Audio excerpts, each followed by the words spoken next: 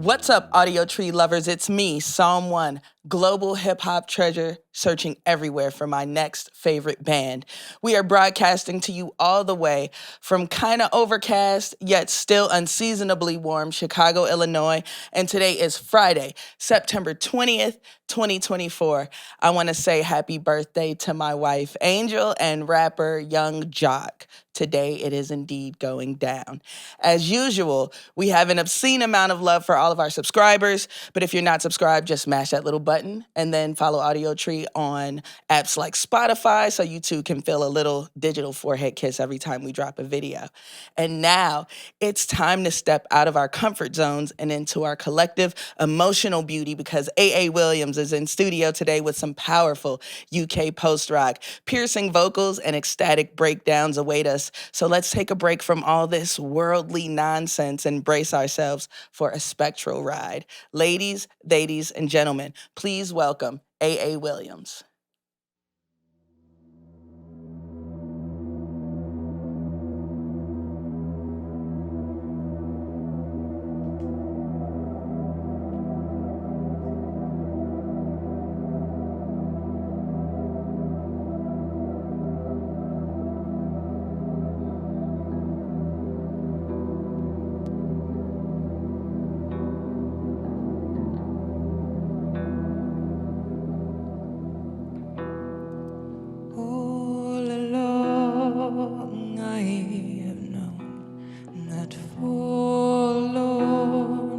What I'd become, never far from being afraid of something that myself I'd made.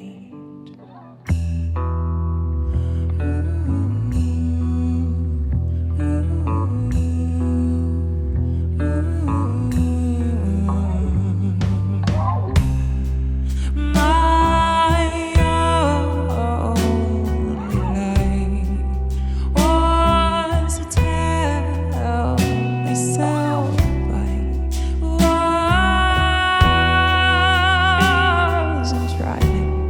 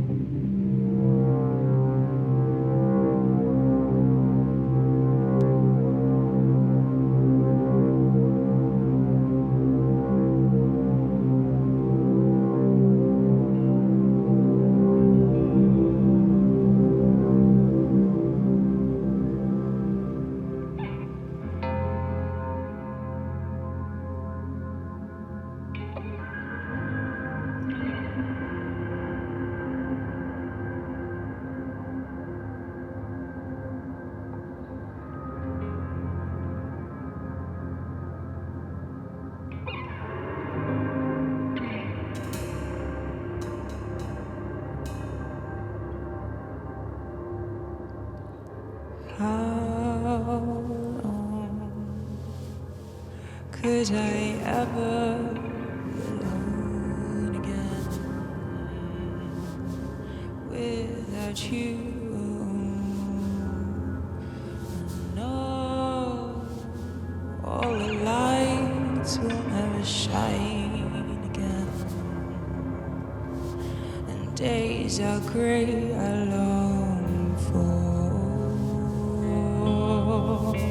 time I'd never lost to let it go. And I wish I could tell you so much. I wish I was never here.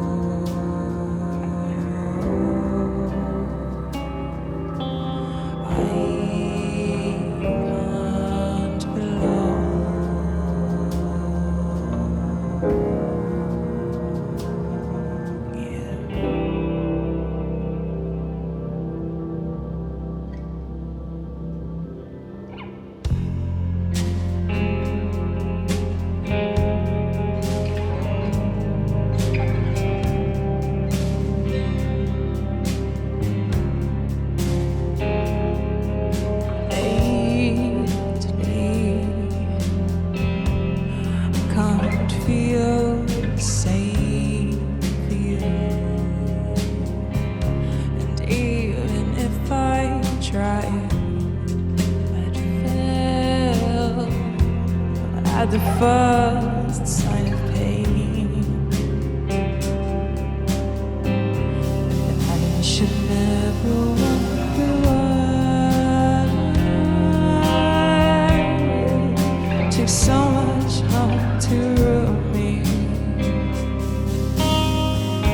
I was used to this, but this was much too much to take.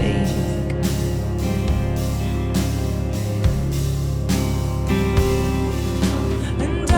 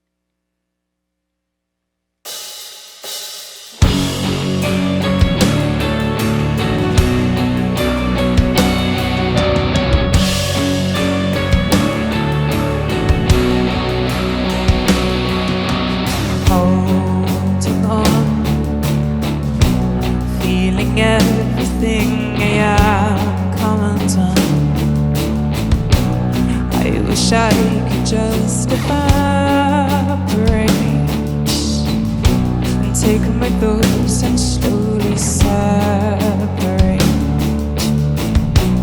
It all starts and ends again.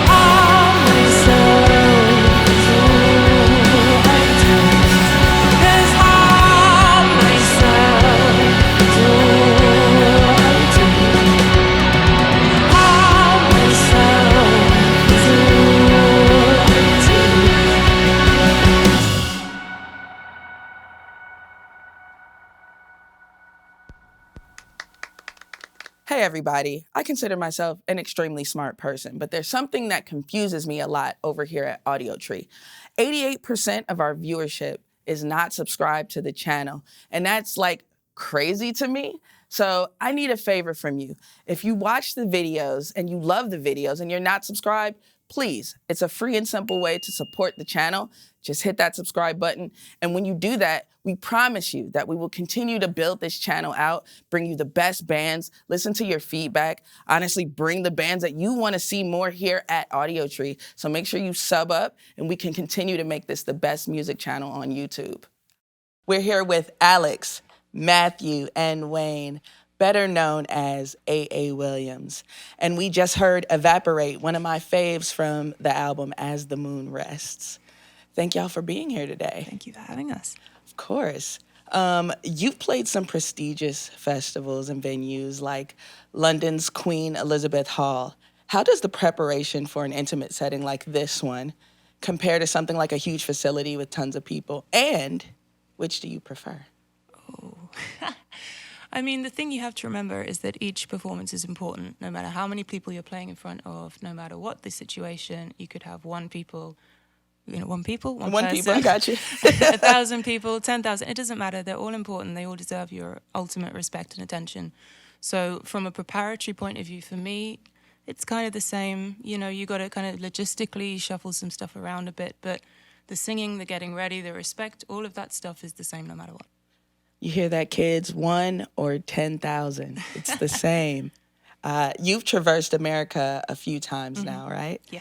How are you getting along around these parts at this time? It's great. Honestly, it's such a wonderful place to perform. It's a real kind of treat to see, you know, when you live in a tiny little island, you know, this big in comparison to the US, you kind of forget that you can have all of these landscapes within one country, you know, and that these journeys are super long and that you can kind of see 3 or 4 different landscapes as you travel. And it's a beautiful thing to see. So, you know, obviously we're here to perform, we're here to make music, we're here to show this to people. But actually, that experience is a really joyful extra kind of element for us. Absolutely. Seeing places you haven't seen before. I mean, it's really wonderful, honestly. Can't beat it. What's the oddest thing about this country, in your opinion? Everything on the map looks really close together. And in real life, it's really far away. The lies. Yeah, you see Dunkin' Donuts right there, and you think, oh, that's a 5-minute walk. No, it's not. No, not at all. That's a 20-minute car journey.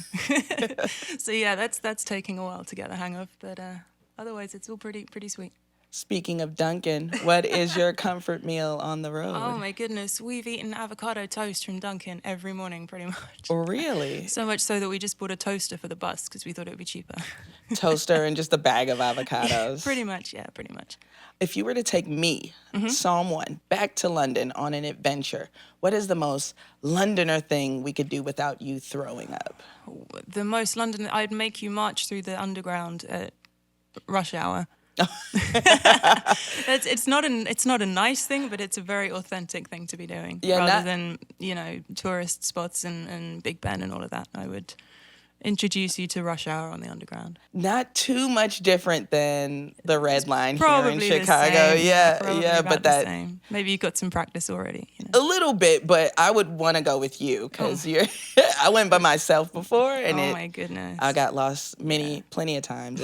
It was quite an adventure.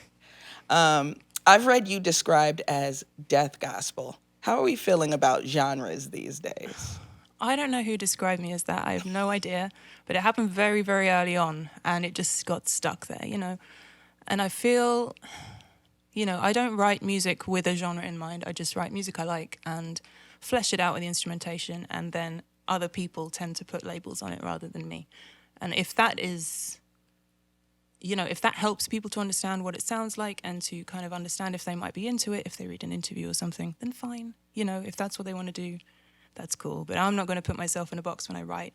I'll let other people do that if they want to, but not something I concern myself with too much. Nice. And you're classically trained. I am, yeah. So I'm curious if you found that adapting your music to be kind of a circle. And how does adapting, you had an EP that you adapted to strings and orchestral treatment.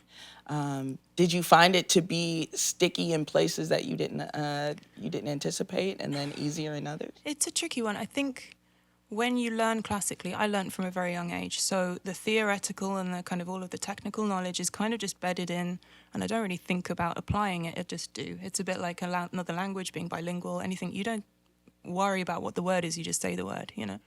So when it comes to applying those principles to writing this kind of music or taking this music and applying it back into classical, you know, there's a lot of common threads between it all, and it's just kind of switching guitars for strings and vice versa. You know, the basic principles remain each way around. So it's a little bit of a shift in thinking, but nothing too dramatic. And it's like muscle memory. It is, you've been doing absolutely. It for so long. These wonderful musicians behind you, how'd you meet these guys? Oh, goodness me. Matthew here was originally my front of house engineer from the very first show. I think you've missed about, I don't know, one tour maybe. Was about it.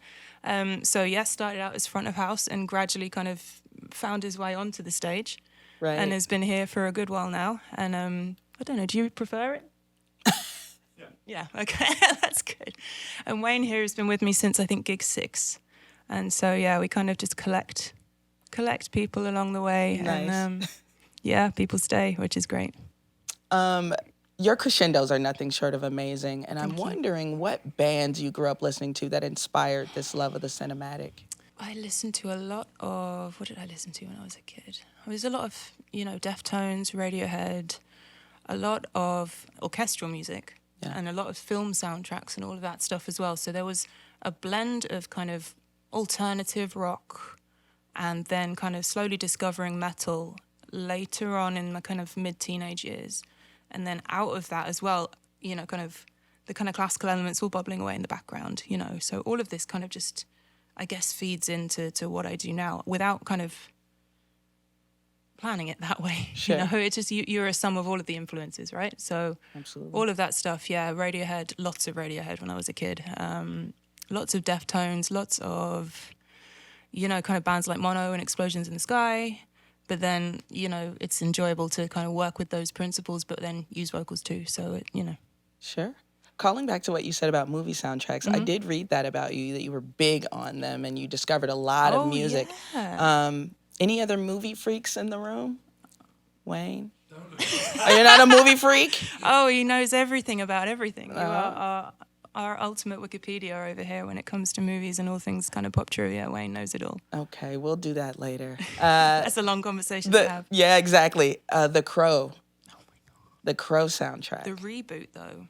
I was going to ask, what do you think about that? I've avoided it at all costs. Okay, so you didn't, don't touch it. I can't bear myself to look, to be honest. And rest in peace, Brandon Lee, you know what I mean? It's like, I hope y'all did some justice to that movie. Yeah.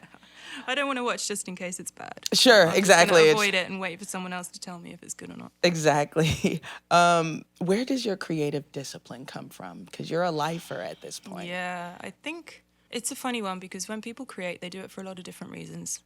And for me, it's partly because I like being busy. You know, I like to channel energy into making something. Partly because I find it quite therapeutic, especially writing text.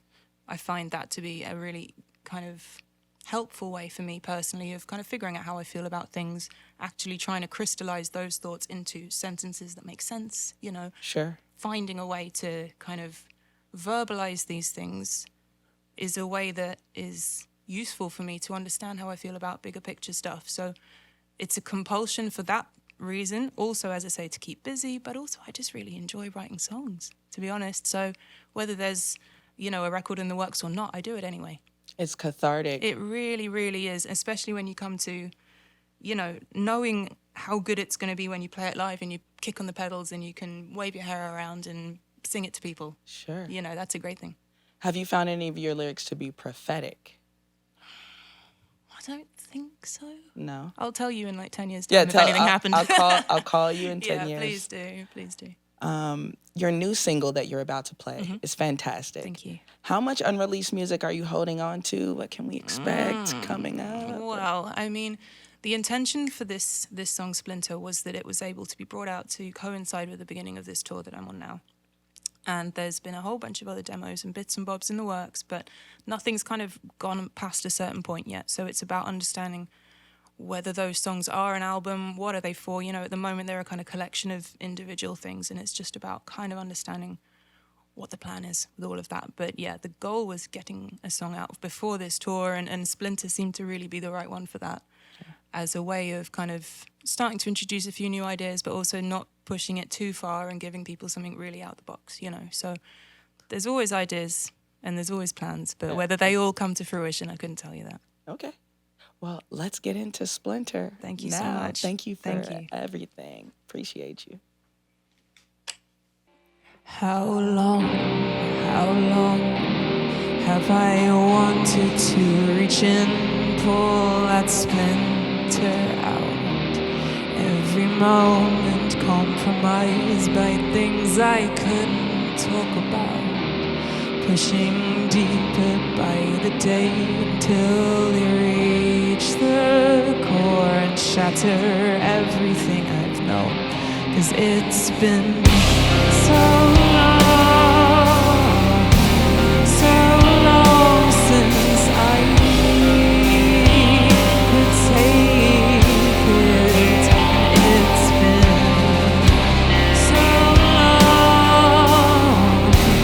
so long since I could take it.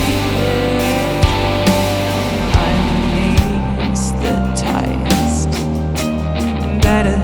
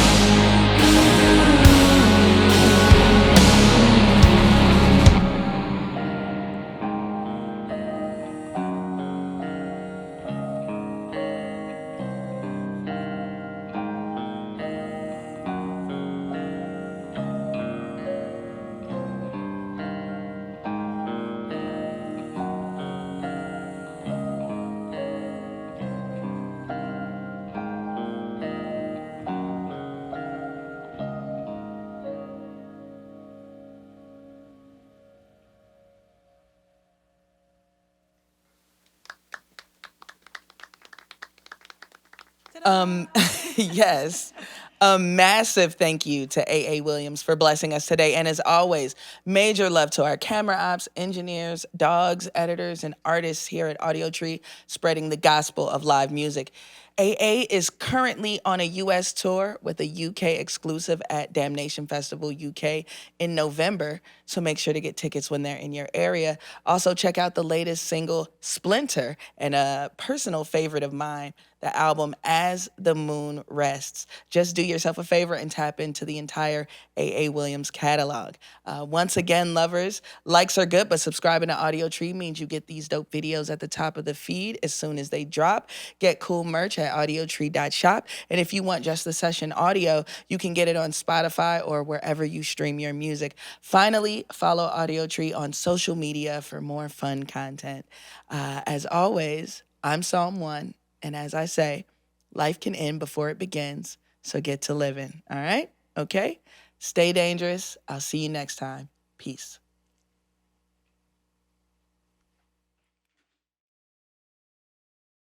All right, so you guys want to do it for real now?